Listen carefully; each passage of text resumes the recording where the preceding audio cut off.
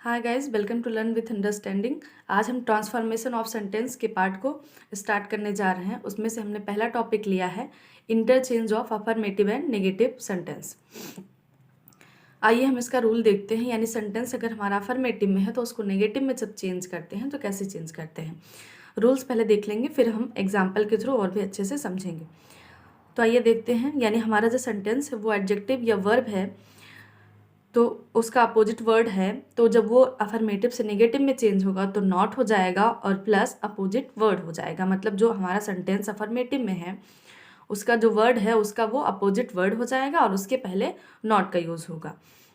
Second rule रहेगा कि alone या ओनली से जो सेंटेंस स्टार्ट हो रहे हैं जब उसका हम नेगेटिव बनाएंगे तो नन बट का यूज़ करेंगे और फिर सेंटेंस लिख देंगे।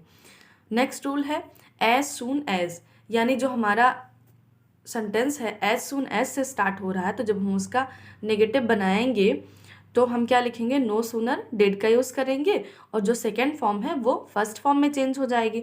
कॉमा के बाद दैट का यूज़ करेंगे और फिर पीछे वाला सेंटेंस जो है एज इट इज़ उतार लेंगे। जब हम एग्जाम्पल देखेंगे तो हमको अच्छे से और भी क्लियर हो जाएगा।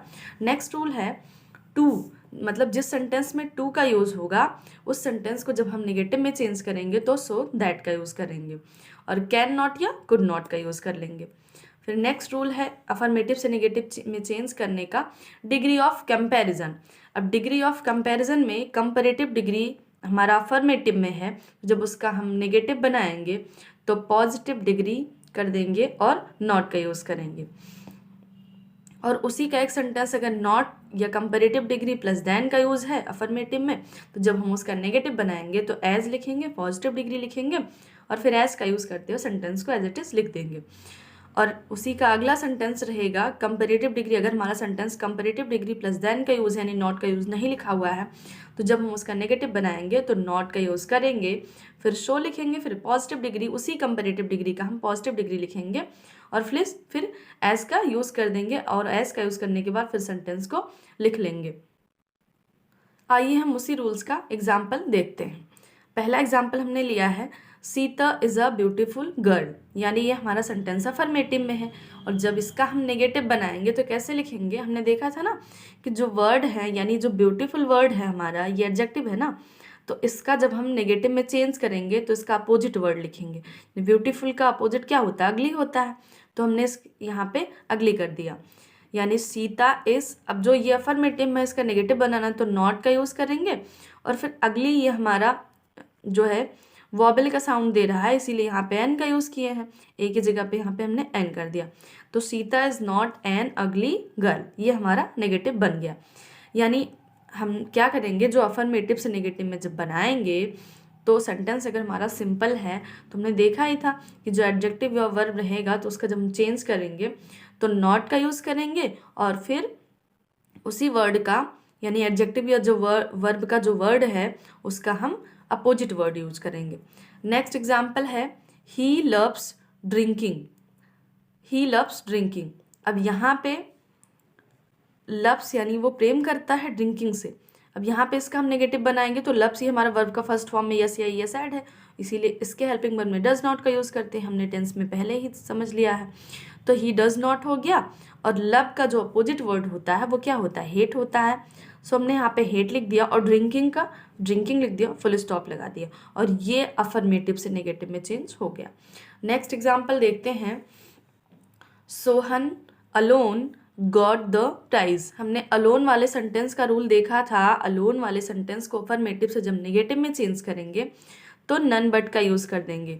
यानी हम स्टार्टिंग में ही नन बट का यूज़ करेंगे, उसके बाद हम सब्जेक्ट लिखे यानी सोहन लिखा हमने, फिर गॉट द प्राइज को एज इट इज़ लिख देंगे और फुल स्टॉप लगा देंगे और ये सेंटेंस हमारा अफर्मेटिव से नेगेटिव में चेंज हो गया। यानी अलोन वाले सेंटेंस को किस में चेंज करना है, नन बट में चेंज करना है और फिर पूरे सेंटेंस को एज इट इज़ लिख देना है।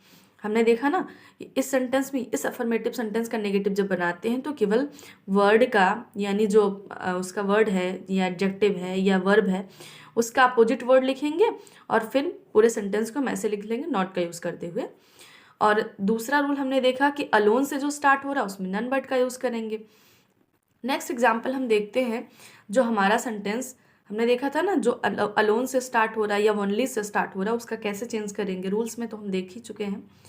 तो सेंटेंस में इसमें देखेंगे only A little child would talk like that, यानी ओनली वाला जो सेंटेंस अलोन या ओनली से जो सेंटेंस स्टार्ट हो रहे हैं उसमें जब हम नेगेटिव में चेंज करेंगे तो नन बट का यूज़ कर देंगे। तो हमने यहाँ पे भी नन बट का यूज़ कर दिया और फिर पूरे सेंटेंस को एज इट इज़ लिख लेंगे। सो हमने यहाँ पे a little child would talk like that और फुल स्टॉप लगा दिया। नेक्स्ट एग्जाम्पल हम देखेंगे, he is too old to run fast.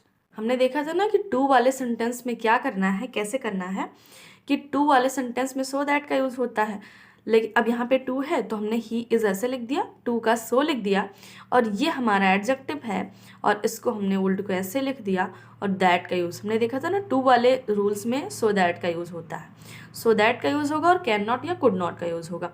अब इस सब्जेक्ट के अकॉर्डिंग हम कैन नॉट या कुड नॉट का यूज़ करेंगे, तो ये हमारा सिंगुलर है इसीलिए हमने यहाँ पे क्या कर दिया, सो दैट का यूज़ किया और इसी का सब्जेक्ट हम यहाँ पे लिखेंगे। सो हमने यहाँ पे ही लिख दिया और ही सिंगुलर है इसीलिए कैन नॉट का यूज़ करेंगे। सो हमने यहाँ पे कैन नॉट कर दिया और रन फास्ट को ऐसे ही लिख लिया, फुल स्टॉप लगा दिया। और ये टू वाले सेंटेंस जो है यानी ये हमारे अफर्मेटिव से नेगेटिव में चेंज हो गए। नेक्स्ट एग्जाम्पल हम देख रहे हैं, she was too fat to sit properly. अब ये भी टू से स्टार्ट हो रहा सेंटेंस, यहाँ पे भी सो दैट का यूज़ करना है, लेकिन हम इसका एग्जाम्पल इसलिए देख रहे हैं क्योंकि यहाँ पे हमने कैन नॉट का यूज़ किया है और यहाँ पे हमने कुड नॉट का यूज़ किया है।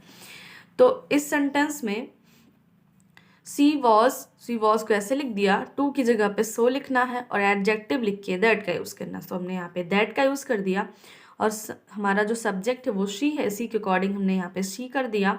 और वॉज है यानी ये पास्ट वर्ब है, पास्ट वर्ब के लिए कुड का यूज़ होगा, सो हमने यहाँ पे कुड का यूज़ कर दिया, नॉट लिख दिया क्योंकि नेगेटिव में चेंज करना है और सिट प्रॉपरली को एज इट इज लिख दिया और फुल स्टॉप लगा दिया।